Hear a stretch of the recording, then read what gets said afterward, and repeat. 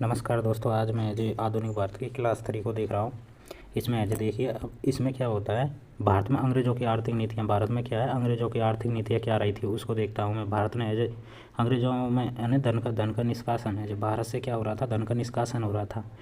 भारत से धन का निष्कासन हो रहा था। भारत में जो ब्रिटेन की तरफ है जो धन का निष्कासन है, जो भारत से ब्रिटेन की तरफ, भारत से क्या ब्रिटेन की तरफ है जो धन का क्या होने लगा था, निष्कासन होने लगा था दोस्तों। है इसमें क्या होता है, 1757 में प्लासी का युद्ध होता है। 1757 से पहले दोस्तों क्या होता है, भारत में ब्रिटेन के अधिकारी है जो भारत से जो कच्चे माल, उद्योगों, मसालों आदि को ले जाते थे और है जो उसके बदले में भारत को धन आदि देते थे।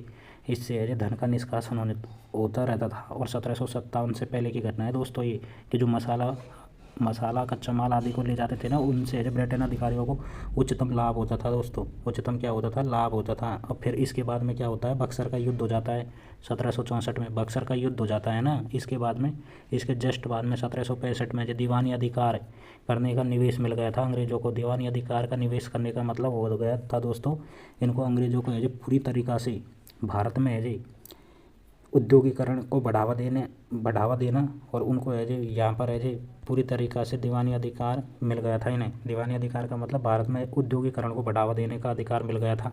फिर इन्होंने क्या किया था दोस्तों, 1758 से लेकर 1813 के बीच में ब्रिटेन में जो भारतीय वस्तुओं पर उच्च आयात शुल्क लगा दिया गया। यहाँ का मतलब जो 1758 से 1813 के बीच में, 1758 से 1813 के बीच में जो भारत की जितनी भी वस्तुएं थी ना, उनको ब्रिटेन में जो यहाँ से भारत की जो वस्तुएं जाती थी, तो क्या किया ब्रिटेन के जो अधिकारियों ने वहाँ पर जो उच्च शुल्क लगा दिया गया था ब्रिटेन की वस्तुओं पर। इस वजह से ब्रिटेन की वस्तुएं वहाँ पर बिकना है जो कम हो गई थी दोस्तों। जैसे यहाँ से कोई वस्तु जा रही है 200 रुपये का टैक्स लगा दिया गया है, तो ये वस्तु अब वहाँ पर 300 रुपये की बिकेगी।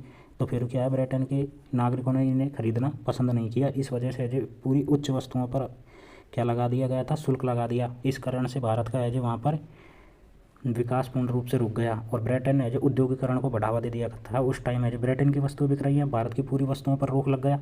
साथ ही है जो फिर क्या होता है, ये 1813 का एक एक्ट लेके आते हैं। 1813 का एक्ट में क्या होता है, मुक्त व्यापार होता है। जो ब्रिटेन की जो वस्तुएं हैं ना, वो भारत में मुक्त रूप से बिकेंगी। उस पर जो कोई भी टैक्स नहीं लगेगा। मुक्त व्यापार का है जी लेके आते हैं ये 1813 का एक्ट को है जो मुक्त व्यापार का एक्ट। इन्होंने क्या किया था, भारत की है जो वस्तु है, तो अब क्या है दोस्तों, जो भी वस्तु होती थी उस पर है जो क्या है, मशीनरी तो थी नहीं उस टाइम है जो भारत में है जो बुनकर थे, हाथ से जो भी उद्योग वगैरह था वो सब हाथ से काम होता था भारत में। और जबकि ब्रिटेन से जो भी मशीन से व्यापार होता था। इस वजह से जो मुक्त व्यापार की नीति कौन लेके आए थे, ब्रिटेन लेके आए थे 1813 में। शिल्पकार पूरी तरीके से ठप हो गया दोस्तों। क्या हो गया, शिल्पकार पर पूरी तरीके से ठप हो गए। फिर ब्रिटेन अधिकारी है जो कृषि की ओर बढ़े थे। कृषि की ओर भारत में जो किसकी ओर बढ़े थे, कृषि की ओर बढ़े थे। कृषि की ओर बढ़े थे, उसमें जो इन्होंने जमींदारी व्यवस्था कर लगा दिया गया, मालवाड़ी व्यवस्था है जो चालू कर दी, रियतवाड़ी व्यवस्था है जो चालू कर दी पूरी तरीके से। कृषि को है जो इन्होंने क्या किया, अपनी ओर कर लिया दोस्तों। कृषि का जो वाणिज्यीकरण कर दिया इन्होंने, क्या कर दिया, कृषि का वाणिज्यीकरण। इसमें कृषि के वाणिज्यीकरण में क्या करते हैं, खाद्य फसल थी, उसमें कपास था, नील की खेती थी और अफीम थी। कृषि का वाणिज्यीकरण में दोस्तों क्या थी, अंग्रेजों ने जो कृषि का वाणिज्यीकरण कर दिया था। यहाँ पर है जो खाद्य फसल, कपास, नील और अफीम। अब ये तो है जो है ना, खाद्य फसल, कपास और नील, ये तो ब्रिटेन में है जो ब्रिटेन का उद्योग है जो पूरी तरीके से विकसित हो गया था, तो ब्रिटेन में भेजी जाती थी। और ये अफीम है ना, ये चीन में भेजी जाती थी अंग्रेज़ों के द्वारा। कहाँ पर, चीन में भेजी जाती थी, पूरी तरीके से चीन में भेज दिया। और अंग्रेज़ों का है जो अब पूरी तरीके से उद्योगीकरण बढ़ने लगा है। और भारत में है जो मजदूर किसान है जो अब उन्होंने क्या है, टैक्स वगैरह देना पड़ता था, कर देना पड़ता था। इस वजह से है जो वो कृषि करते थे, इनकी गुलामाई करने लगे। अब दोस्तों जैसे ही है जो ब्रिटेन का पूर्ण रूप से विकास होने लगा, तो ब्रिटेन ने क्या किया, रेलवे की ओर है जो अपना ध्यान आकर्षित किया। रेलवे को है जो चालू करने के पीछे है जो उनका एक ही मकसद था, जो ब्रिटेन से जो कच्चा माल आ रहा है, ब्रिटेन से कच्चा माल नहीं, जो ब्रिटेन से है जो पूर्ण रूप से माल है जो आ रहा है ना, वो भारत की ओर आ रहा था। तो उन्होंने है जो उसके लिए रेल चलाई थी। ब्रिटेन से भारत की ओर है जो माल आता था ना, उसे है जो उद्योगों तक पहुंचा दिया जाता था। और उद्योगों से जो कच्चा माल आता था ना, उसे ब्रिटेन तक पहुंचा दिया जाता था। कहाँ पर दोस्तों, ब्रिटेन तक पहुंचा दिया जाता था। और ब्रिटेन से जो माल आता था उसे है जो दूर दरार के गाँव तक या उद्योगों तक पहुंचा दिया जाता था, जिससे है जो उसकी पूर्ति हो सके भारत में। इस वजह से है जो रेल को चलाने के पीछे ये भी कारण था दोस्तों ये। और साथ ही ब्रिटेन के अधिकारी थे ना, उन्होंने रेलवे का इस तरीके से भी उपयोग किया था दोस्तों, जैसे अजय कहीं भी अजय युद्ध की अजय कोई भी संभावना होती थी दिखती थी ना, तो उसके लिए ब्रिटेन के अधिकारी अजय पहले ही सैनिकों को अजय उस क्षेत्र में भेज देते थे रेलवे के माध्यम से। तो ये भी एक रेलवे का अच्छा अजय वो रहा था दोस्तों, रेलवे का ये भी एक अच्छा कारण रहा था ब्रिटेन के लिए कि पहले ही जैसे कोई भी क्षेत्र में अजय युद्ध की संभावना है तो ब्रिटेन ब्रिटेन सैनिक को वहाँ पर भेज दिए जाते थे दोस्तों। अब दोस्तों जैसे ही भारत में रेलवे की 1814 में जॉर्ज स्टीवेंसन ने भाप के इंजन का आविष्कार किया था। 1814 में जॉर्ज स्टीवेंसन ने भाप के इंजन का क्या किया था दोस्तों, आविष्कार किया था। और जैसे ही आविष्कार हो गया तो 1834 में भारत में रेल लाइन द्वारा भारत में रेलवे के विकास पर विचार हुआ था। 1834 में भारत में रेल इंजन द्वारा भारत में रेल के विकास पर क्या हुआ था, विचार हुआ था। भारत में रेलवे पर विचार कब हुआ था, 1834 में हुआ था विचार फिर क्या होता है दोस्तों, फिर होता है 16 अप्रैल 1953 में बम्बई से थाने के बीच रेलवे का विकास हुआ था। पहली बार रेलवे कहाँ चली थी, 16 अप्रैल 1853 में बम्बई से थाने कहाँ पर चली थी, बम्बई से थाने चली थी। इसीलिए 16 अप्रैल को रेलवे दिवस के रूप में मनाया जाता है। उस समय गवर्नर कौन थे, डलहौजी थे। कौन थे दोस्तों, डलहौजी थे। कब थे, 1853 में रेलवे का जब मुंबई से थाने चली थी ना 16 अप्रैल को, तब उस टाइम गवर्नर डलहौजी थे दोस्तों। 1853 में कलकत्ता से आगरा के बीच तार लाइन बिछाई गई थी। कौन सी लाइन, तार लाइन बिछाई गई थी रेलवे के द्वारा कलकत्ता से आगरा के बीच 1853 में ही कलकत्ता से आगरा के बीच तार लाइन बिछाई गई थी, डलहौजी नहीं। और डाक टिकट का प्रचलन हुआ था। डाक टिकट का क्या हुआ था दोस्तों, उस टाइम प्रचलन हुआ। अब दोस्तों मैं आगे मैंने पेज खोल लिया दूसरा। इसमें देखिए अब धन का निष्कासन धन का निष्कासन सर्वप्रथम भारत में दादा भाई नौरोजी ने किया था। दादा भाई नौरोजी ने धन का निष्कासन की ओर अपना ध्यान क्या किया था, केंद्रित किया था। किसने, दादा भाई नौरोजी ने धन का निष्कासन की ओर अपना ध्यान आकर्षित किया था। इन्होंने 2 मई 1867 में इंग्लैंड डू इट टू इंडिया पत्रिका में धन का क्या किया था, धन की ओर आकर्षित हुए थे भाई साहब दादा भाई नौरोजी ने। सर्वप्रथम भारत में दादा भाई नौरोजी ने ध्यान आकर्षित किया था धन की ओर। फिर इसने क्या किया था, एक पुस्तक है दादा भाई नौरोजी की, poverty and un British rule in India. Poverty and un British rule in India है पुस्तक में धन का निष्कासन किया गया है। धन का निष्कासन poverty and un British rule in India. Poverty and un British rule in India में दादा भाई नौरोजी ने धन का निष्कासन किया है, धन का निष्कासन। और इन्होंने प्रतिवर्ती 20 रुपये वार्षिक आय बताई थी। दादा भाई नौरोजी ने कितने बताई थी, 20 रुपये वार्षिक आय बताई।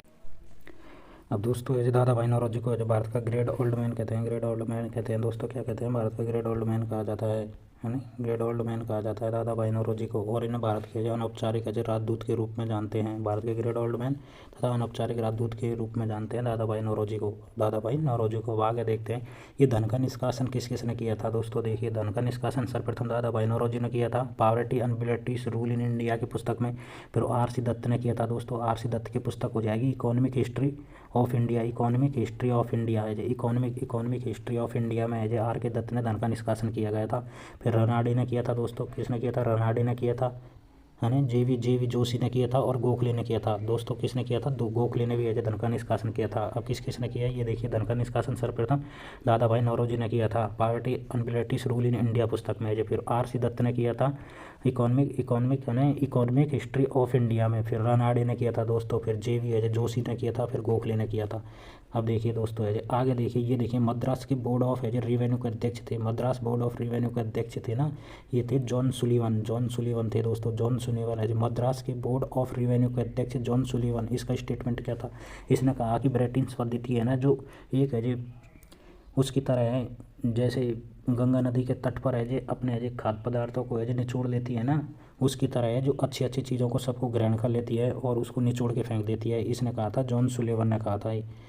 जॉन सुलीवन का स्टेटमेंट था। अब आगे देखिए आगे क्या होता है, भारत में ब्रिटेन द्वारा किया गया निवेश। भारत में ब्रिटेन ने कहाँ पर निवेश किया था, किस क्षेत्र पर निवेश किया था उसको देखिए। सार्वजनिक ऋण में निवेश किया था ब्रिटेन ने। रेलवे में निवेश किया था, सिंचाई परियोजना में निवेश किया था, बैंकिंग में निवेश किया था, चाय में निवेश किया था, पैसा कॉफ़ी में भी निवेश किया था ब्रिटेन ने। और रबड़ बागान में भी क्या किया था, निवेश किया था। एक बार और देखिए, सार्वजनिक ऋण दिया था ब्रिटेन ने। भारत में क्या किया था, निवेश किया था ब्रिटेन ने। भारत में क्या किया था, निवेश।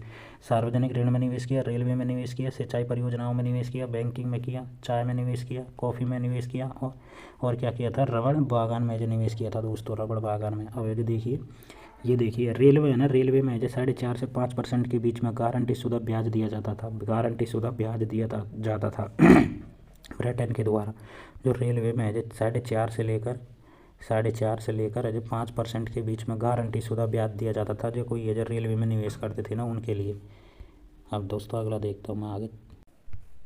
अब दोस्तों मैं अंग्रेज़ों की आर्थिक नीतियाँ उनके प्रभाव देखता हूँ। अंग्रेज़ों की आर्थिक नीतियाँ एवं उनके प्रभावों को देखता हूँ मैं।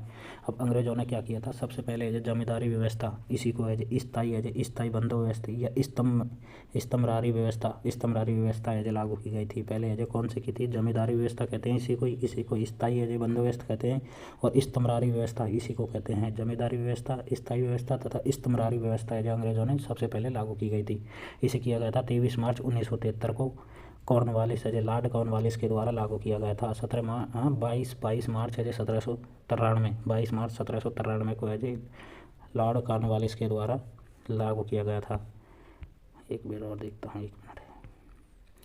हाँ देखिए दोस्तों, जमींदारी व्यवस्था, स्थायी बंदोबस्त या स्तंभरारी व्यवस्था कहते हैं इसे। जमींदारी, स्थायी बंदोबस्त तथा स्तंभरारी व्यवस्था कहते हैं इसे। 22 मार्च 1793 में लॉर्ड कॉर्नवालिस के द्वारा क्या कर दिया गया था दोस्तों, लागू कर दिया गया था कॉर्नवालिस के द्वारा। और कौन कौन से क्षेत्रों में लागू किया गया, बंगाल, बिहार, उड़ीसा, बनारस, यूपी और उत्तरी है कर्नाटक। बंगाल हो गया, बिहार हो गया, उड़ीसा हो गया, बनारस, बंगाल, बिहार, उड़ीसा, बनारस, यूपी और उत्तरी कर्नाटक में है जी इसे जमींदारी व्यवस्था को लागू कर दिया गया था। और इस जमींदारी व्यवस्था में जो ब्रिटेन भूभाग के जो 19% क्षेत्र पर लागू किया गया था। ब्रिटेन का जो भूभाग था ना टोटल, उसके 19% भूभाग पर जमींदारी व्यवस्था को लागू कर दिया गया।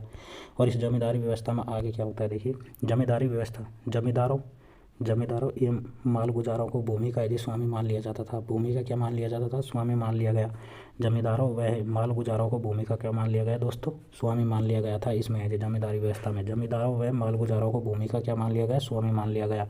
और इसमें क्या होता है, इसमें फिर होता है स्थायी राजस्व का निर्धारण कर दिया गया था। इसमें जो कौन सा स्थायी राजस्व का निर्धारण कर दिया गया इस जमींदारी व्यवस्था में। यदि अंग्रेज़ों को इस स्थायी राजस्व निर्धारण क्यों किया गया था, क्योंकि यदि कोई बाढ़ आए, सूखा पड़े किसी भी तरीके से अंग्रेज़ों का इसमें स्थायी राजस्व को निर्धारण कर दिया गया था उन्होंने इस वजह से। तो इसमें कंपनी का 11 में से 10/11 भाग कंपनी का होता था और 1/11 भाग भूस्वामी का होता था, 1/11 भाग। इस वजह से स्वामियों की परिस्थिति दीनी हो गई थी।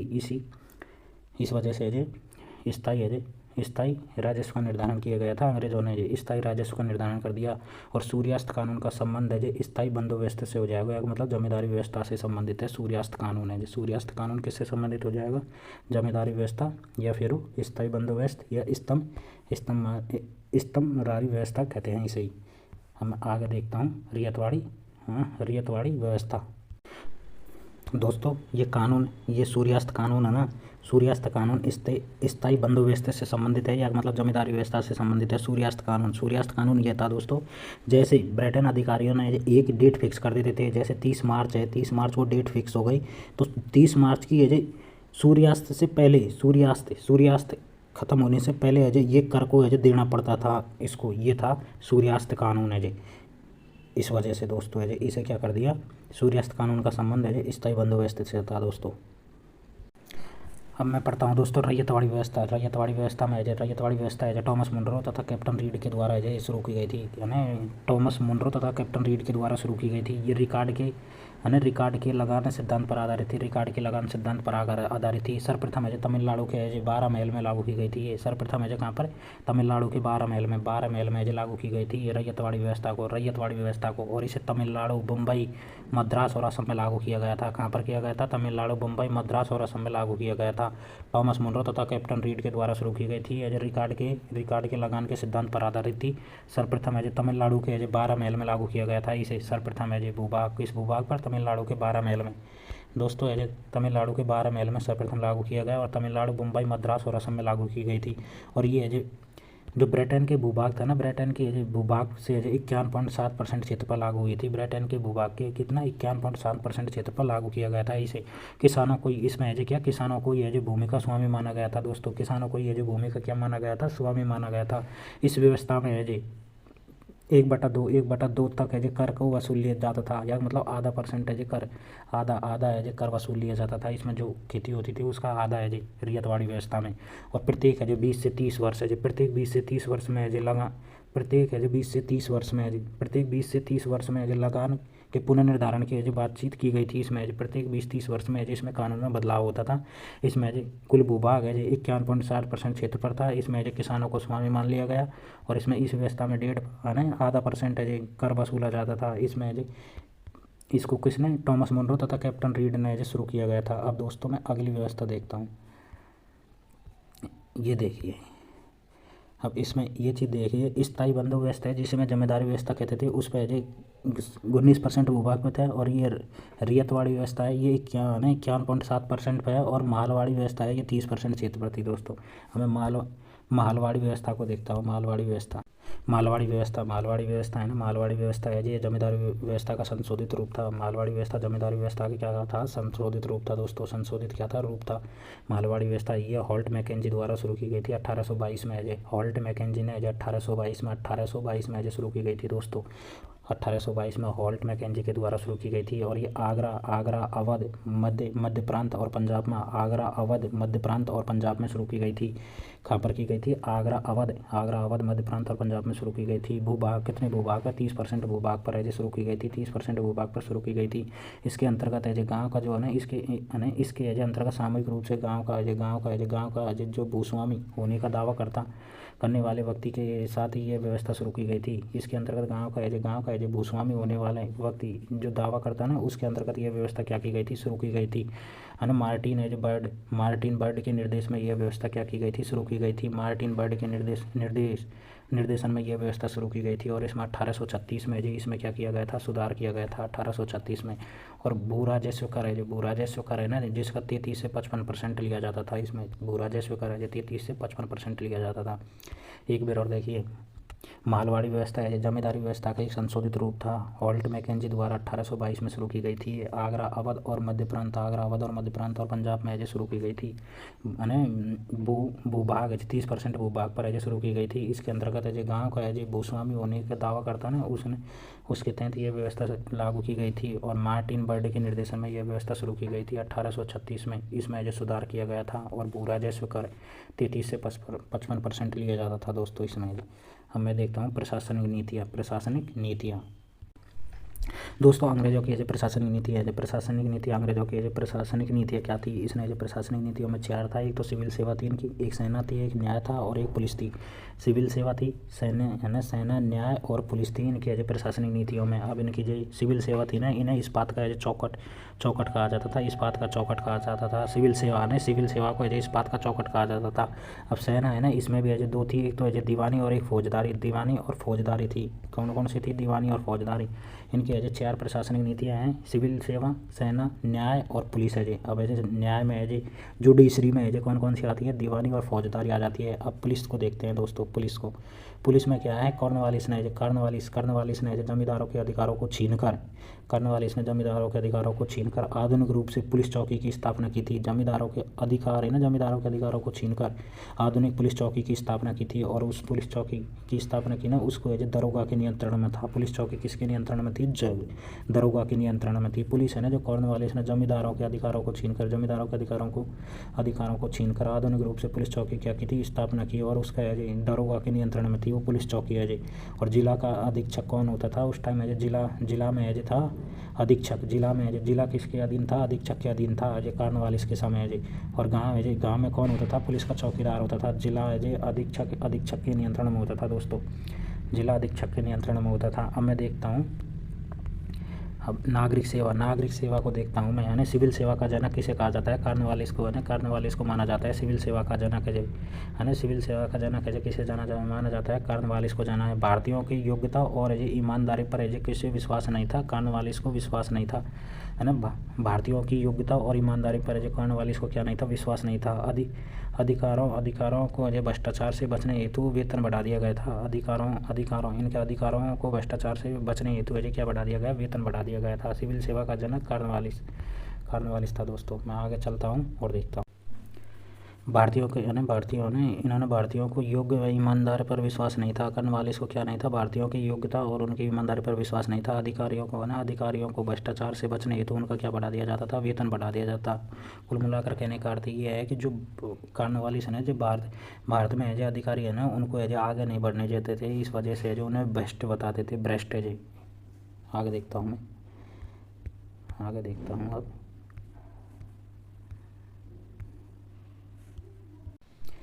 दोस्तों। वेलेज़ली ने 1800 ईस्वी में फोर्ट विलियम कॉलेज की स्थापना की है ना। वेलेज़ली ने 1800 ईस्वी में फोर्ट विलियम कॉलेज की स्थापना की। कहाँ पर की थी दोस्तों, कलकत्ता में की थी। वेलेज़ली ने 1800 ईस्वी में फोर्ट विलियम कॉलेज की स्थापना की थी। किसके, कहाँ पर, कलकत्ता में की थी। क्यों की थी ये दोस्तों, ये की थी सिविल सर्विस में जो नियुक्त युवकों को ट्रेनिंग हेतु, सिविल सर्विस में नियुक्त युवक है ना, उनको ट्रेनिंग हेतु है जी फोर्ट विलियम कॉलेज की स्थापना की गई थी। किसने, वेलेज़ली ने 1800 ईस्वी में कहाँ पर, कलकत्ता में की गई थी। क्यों की गई थी भाई साहब, सिविल सर्विस में नियुक्त हुए युवकों को ट्रेनिंग हेतु की गई थी। बाद में बोर्ड ऑफ डायरेक्टर के कहने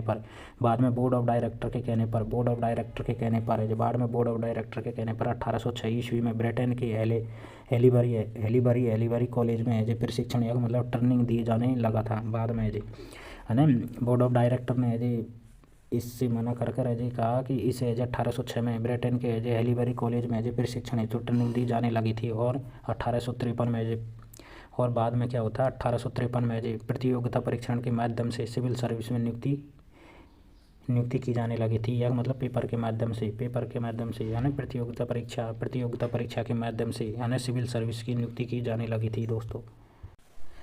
1853 में प्रतियोगिता परीक्षा के माध्यम से सिविल सर्विस में नियुक्ति होने लगी थी। क्या होने लगी थी 1853 में कहाँ पर होती थी, इंग्लैंड में होती थी दोस्तों। इंग्लैंड में 1853 में प्रतियोगिता परीक्षा के माध्यम से इंग्लैंड में क्या होने लगी थी, नियुक्ति होने लगी थी। इससे पहले भारतीयों को भाग नहीं लिया जाता था, परंतु 1853 के बाद में भारतीय प्रतियोगिता परीक्षा के माध्यम से उसमें भाग लेने लगे थे। कहाँ पर, इंग्लैंड में। और क्या होता है दोस्तों, 1922 में अब देखिए 1922 में इलाहाबाद में भी आयोजन होने लगा था। किसका, सिविल सर्विस का सिविल सर्विस की नियुक्ति के बारे में 1822 में कहाँ पर 1922 में इलाहाबाद में भी आयोजन हुआ था दोस्तों। और इसके बाद में दोस्तों क्या होता है, 1926 में यूपीएससी की स्थापना की गई थी। यूपीएससी की स्थापना कब की गई थी, 1926 में दोस्तों। 1926 में यूपीएससी की स्थापना की जाती है। किससे, ली कमीशन की सिफारिश पर। ली कमीशन की सिफारिश पर है 1926 में यूपीएससी की स्थापना की जाती है, ली कमीशन की सिफारिश पर है उस time first Indian civil service कौन बने थे, सत्येंद्रनाथ टैगोर बने थे दोस्तों। कौन बने थे, सत्येंद्रनाथ टैगोर बने थे। 1926 में यूपीएससी की स्थापना होती है ली कमीशन की सिफारिश पर। किसके, ली कमीशन की सिफारिश पर Satyendranath Tagore first Indian civil service बने थे दोस्तों। वहाँ से first Indian civil service Satyendranath Tagore थे। 1926 में यूपीएससी की स्थापना होती है। अब देखिए मैं इसको और देखता हूँ। ये देखिए कानून के समक्ष समानता और कानून का शासन है। कानून के समक्ष समानता और कानून का शासन ये अंग्रेजों की देन थी। और अंग्रेजों की क्या थी, ये देन है दोस्तों। अंग्रेजों की देन है ये कानून के समक्ष समानता है। कानून के समक्ष समानता हो जाएगी। और कानून का शासन है ये क्या है, अंग्रेजों की देन है। और आधुनिकता का क्या है, ये उदाहरण है। कानून के समक्ष समानता और ये क्या है, अंग्रेजों की देन का है ना। ब्रिटेन से क्या बताते हैं, कानून के अनुसार सभी समान है। कानून के अनुसार सभी समान है। इस वजह से ये कानून के समक्ष समानता और है ना कानून का शासन है जो अंग्रेजों की देन है। अब दोस्तों मैं आगे देखता हूँ।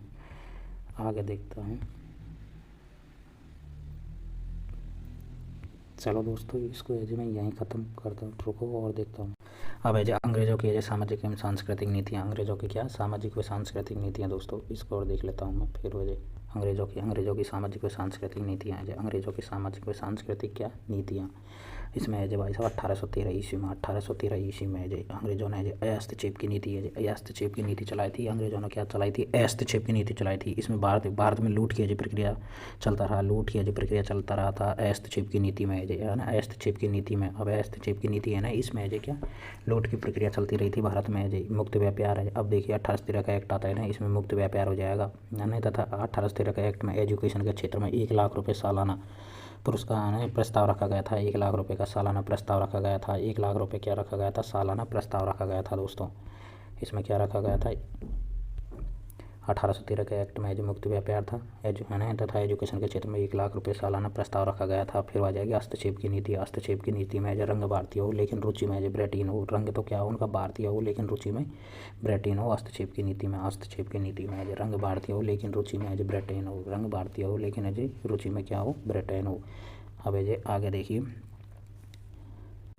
इसके बाद में दोस्तों है 1829 में लॉर्ड विलियम बेंटिंग ने जो Bengal regulation act 17 Bengal regulation act 17 के माध्यम से सती प्रथा को गैर कानूनी घोषित कर दिया गया था दोस्तों। कब? 1829 में, यानी लॉर्ड विलियम बेंटिंग ने लॉर्ड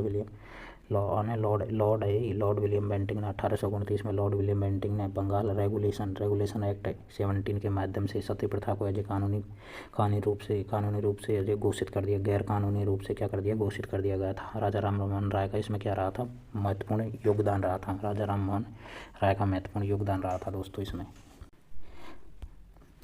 अब देखिए 1872 और 1795 और 1802 1795 और 1802 में जो वेलेजली ने जब बालिका शिशु हत्या पर रोक लगाई थी। वेलेजली ने बालिका शिशु हत्या पर क्या लगा दी गई थी दोस्तों? रोक लगा दी गई थी 1895 से 1795 से 1802 ईस्वी में वेलेजली ने जो बालिका शिशु हत्या पर क्या लगा दी गई थी दोस्तों? रोक लगा दी गई थी। अब इसके बाद में हार्डिंग के समय में जो 1844 से 45 में जो नरबली प्रथा पर रोक लगी गई थी। नरबली प्रथा पर क्या लगी थी? रोक लगी गई थी हार्डिंग के समय में जो इसमें जो गौड़ जनजाति ने जो भाई साहब जो गोद विद्रोह भी किया था। गौड़ जनजाति ने गोद विद्रोह किया था नरबली प्रथा पर। नरबली प्रथा है ना, ये नरबली प्रथा पर जो हार्डिंग के समय जो रोक लगी गई थी 1844 से 45 के समय, यानी बालिका शिशु हत्या पर रोक किसने लगाई थी? वेलेजली ने लगाई थी बालिका शिशु हत्या पर रोक है जी। और नरबली प्रथा पर जो हार्डिंग ने लगाई थी नरबली प्रथा पर है जी। और ये देख कर्नल सलीमैन की स्थापना, कर्नल सलीमैन की सहायता से जो ठगी के दमन पर जो रोक लगी गई थी। ठगी के दमन पर रोक किसने लगाई थी? कर्नल सलीमैन की सहायता से ठगी के दमन पर रोक लगाई गई थी। और हार्डिंग के समय जो नरबली प्रथा पर रोक लगी गई थी। नॉर्थब्रुक के समय जो 1872 में जो अंतर्जातीय विवाह पर रोक लगी गई थी। नॉर्थब्रुक के समय जो 1872 में जो अंतर्जातीय विवाह पर रोक लगाई गई थी। और 1856 में विधवा पुनर्विवाह कानून पारित हुआ था। ये अच्छा काम हुआ था दोस्तों ये 1856 में। ये देखिए 1856 में क्या हुआ? 1856 में है जी विधवा पुनर्विवाह कानून पारित हुआ था। विधवा उल्टी पुनर्विवाह ईश्वरचंद विद्यासागर के सहयोग से चलाई गई थी। विधवा पुनर्विवाह कानून है जो ईश्वरचंद विद्यासागर के सहयोग से जो विधवा पुनर्विवाह कानून 1856 में विधवा पुनर्विवाह कानून पारित हो गया था दोस्तों। ईश्वरचंद विद्यासागर के सहयोग से चलाया गया था। और लैंसडाउन 1891 की सहमति की आयु अधिकतम है यानी लड़की की विवाह की आयु 12 वर्ष तक तय की गई थी। 12 वर्ष तक है जी। लैंसडाउन 1891 के यानी सहमति की तथा इसकी सहमति लैंसडाउन ने 1891 की सहमति के अनुसार लड़की के विवाह की आयु है जो कितनी है जो मिनिमम है जो 12 वर्ष तक की गई थी। और लॉर्ड इरविन ने जो 1930 में शारदा एक्ट लाया था। लॉर्ड इरविन ने जो 1930 में क्या लाया था? शारदा एक्ट लाया था। लॉर्ड इरविन ने जो 1930 में शारदा एक्ट लाया था। इसमें गर्ल्स की आयु 14 वर्ष थी तथा बॉयज़ यानी लड़का की आयु जो 18 वर्ष थी दोस्तों। 18 वर्ष थी इसमें जो लड़का की। लॉर्ड इरविन है जी 1930 है जो लॉर्ड इरविन है जी। इसमें क्या होता है?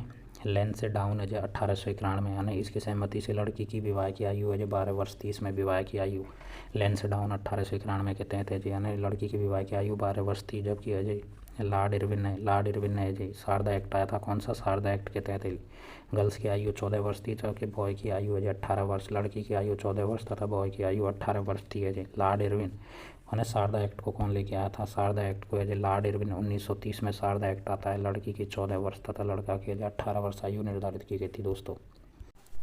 1856 में जो विधवा पुनर्विवाह पारित किया गया था ईश्वर चंद्र विद्यासागर के सहयोग से है। और जो शारदा एक्ट कब आता है 1930 में आता है। 1930 में इरविन है जो इरविन गर्ल्स की आयु 14 वर्ष, बॉयज़ की आयु है जी इसमें क्या थी 18 वर्ष थी दोस्तों। और नॉर्थ ब्रुक के समय 1892 में जो अंतर्जातीय विवाह है दोस्तों। Thank you very much. अच्छी लगी वो वीडियो तो कमेंट करना। आगे देखते हैं अगली वीडियो।